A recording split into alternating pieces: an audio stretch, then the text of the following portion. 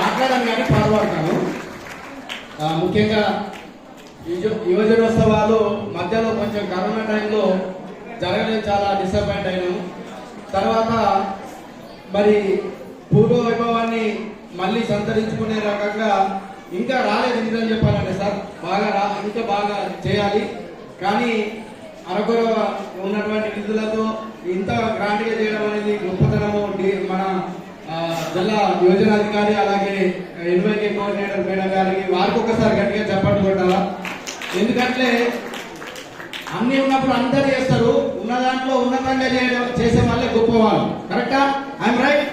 Right అయితే ఒకసారి applause ఇద్దరు అధికారులకు కూడా. ఇక అందరూ చెప్పినట్టుగానే గౌరవనీయులు మన ఎమ్మెల్యే గారు అందరూ మా క్రాంతి ఇందాక సూర్యన్న అంటున్నారు, దంపల్ సూర్యనారాయణ గారు. అందరికీ సూర్యనారాయణ గారి పరిచయం. ఆయన పదవి ఉన్నా లేకున్నా దాదాపుగా 20 సంవత్సరాల నుంచి నాకు తెలిసినంత వరకు 20 సంవత్సరాల నుంచి ఆయన పేదలకు సేవ చేస్తున్నారు. కరోనా సమయంలో మా కళాకారులకి దాదాపు ఒక 30 మందికి ఆయన రైస్ తో పాటు మొత్తం నిత్యావసర సరుకులు ఇచ్చినటువంటి ఘనత మన సూర్యనారాయణ గారికి ఉంది. వారికి సభా సందర్భంగా వారికి పాదాభివందనాలు చేస్తున్నాను సార్. ఎందుకంటే అట్లాంటి టైంలో మిగతా వాళ్ళ గురించి అందరూ ఆలోచన చేస్తారు, కానీ కళాకారుల గురించి ఎవరు పట్టించుకోరు. కళాకారులు అనేది కరివేపాకు లాంటి వారు. మీరు కూడా రేపు ప్రైజ్ గెలిచిన తర్వాత సన్మానం చేసిన తర్వాత మిమ్మల్ని మర్చిపోతారు. కానీ మనం కళను మరవకూడదు. ఎవరు మర్చిపోయినా ఏదో మరవకపోయినా మనం ఎప్పుడు కూడా ప్రేమించినప్పుడు, కళను ఆరాధించినప్పుడు, ఇగో మీలాగా కూర్చున్నటువంటి నేను ఇక్కడ సార్ పక్కన వచ్చి కూర్చునే అదృష్టం కలిగింది. అది కళామ తల్లి ప్రసాదించినటువంటి వరం. సో చివరిగా ఒక చిన్న పాట పాడేసి నేను ముగిస్తాను. ఎందుకంటే పెద్దలు సార్కి సమయం చాలా అమూల్యమైనది. ఎందుకంటే ప్రజాసేవలో మరి సార్ ఒక రాముడు శ్రీరాముడు లాంటి వాడైతే వారికి వానర సైన్యం లాగా ప్రభాకర్ అన్న ఆయన టీం అందరూ కూడా ఎప్పుడు వెళ్ళినట్టుంటారు. వారు కూడా ఒకసారి గట్టిగా చప్పట్లు కొట్టాలి. ఎందుకంటే పదవి లేనప్పుడు కూడా సార్ ఎక్కువ కష్టపడ్డారు నిజం చెప్పాలంటే. ఇప్పుడు సో యూత్ గా ముఖ్యంగా తన ఒకటే కోరుకుంటారు ఏంటంటే సనాతన ధర్మాన్ని రక్షించాలా, మనమందరం కూడా మన సాంప్రదాయాన్ని మర్చిపోవద్దు. ముఖ్యంగా ఈ రోజుల్లో ఏమైపోయిందంటే, నేనే రాష్ట్ర దయచేసి ఎవరిని ఉద్దేశించింది కాదు,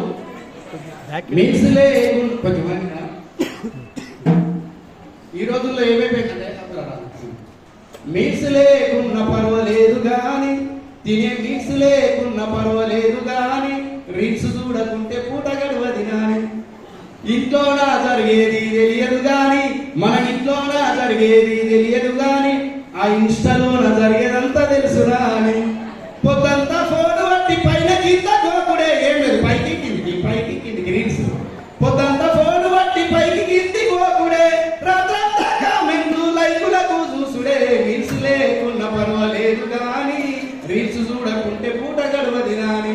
ఒకడేమో గాంధీజీ సామెతలు పెడతాడు, లైక్ చేసిన లేడికి పులిహోర కలుపుతాడు, నీది నాది ఒకేలాంటి మంచి మనసు అంటాడు, కుదిరిందా ఒకరోజు కప్పు కాఫీ అంటాడు. రీల్స్ లేకున్న పర్వాలేదు గాని, రీల్స్ చూడకుంటే పూట గడవది గాని, కుర్చీ మడత పెట్టి నోడు సెలబ్రిటీ అయిపోయి. తెలుసా? ఎంతమంది తెలుసు? హ్యాండ్ రైజ్ చేయండి. ఎంతమంది తెలుసు? ఆ కుర్చీ మడత పెట్టి అన్న ఒక ముసలోడు బూతు మాట్లాడినాడు కూడా ఈరోజు సెలబ్రేట్ అయ్యాడు. టాలెంట్ ఉన్నోళ్ళకి ఇది చక్కని వేదిక నండి. టాలెంట్ ఉన్నోళ్ళకైతే ఇన్స్టా చాలా చక్కని వేదిక ఒప్పుకుంటా. కానీ దీన్ని అన్యూజ్ చేసుకునే అంటే దాన్ని మిస్యూజ్ చేసుకునే వాళ్ళే ఎక్కువైపోయారు. కుమారి ఆంటీ ప్లేట్ రేటు వెయ్యినరా దాటినట. తెలుసా? రైతు పేరు చెప్పి ఒకడు బిగ్ బాస్ అయ్యానట. అప్పుడు వారు ఎట్లా చేసిన వీడియో చూసిరు కదా మీరు, అన్నా మేము రైతన్ననే ఇగో చూడు మా కష్టం ఎట్లుంటానే అన్నాడు. బిగ్ బాస్ అయిన తర్వాత ఒక్క వీడియో వచ్చిందా? ఒక్కటన్నా చేసిందా? సో ఫ్రెండ్స్, ఇంతకుముందు క్రాంతి చాలా చక్కని పాట వాడిండు. యూత్ లో ఉన్న చాలా మంది ఇంటర్మీడియట్ ఉన్నారా? చాలా డిగ్రీ ఉన్నారా? Right, okay. ఇది చాలా కీలకమైనటువంటి దశలో ఉన్నారు నాన్న. మీరంతా మీ భవిష్యత్తుని నిర్ణయించే దశలో ఉన్నారు. కాబట్టి ప్లీజ్ అందరూ కూడా, ముఖ్యంగా మీరు ఫోన్కి ఎక్కువగా బానిస అవుతున్నారు. దానికంటే పుస్తకానికి ఎక్కువ బానిసగండి.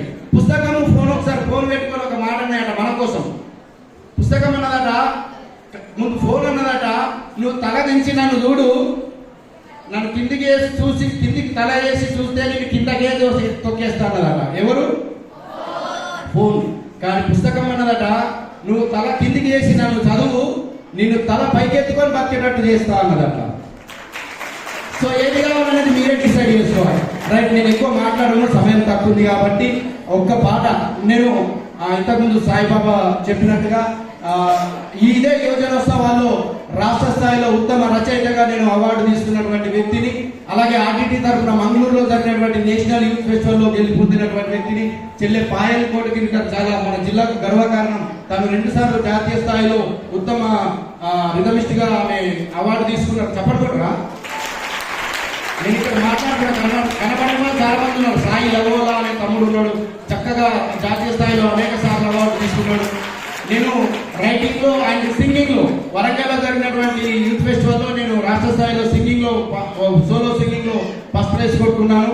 అలాగే రచనలో అమ్మ పాట రాసినటువంటి ఆ పాటకి అప్పటి మన ముఖ్యమంత్రి వైఎస్ రాజశేఖర రెడ్డి గారి చేతుల మీదుగా నేను అవార్డు తీసుకున్నాను. Thank you very much. అవకాశం ఇచ్చినందుకు చివరికి ఒక చిన్న పాట మీకోసం పాడేసిపోతాను.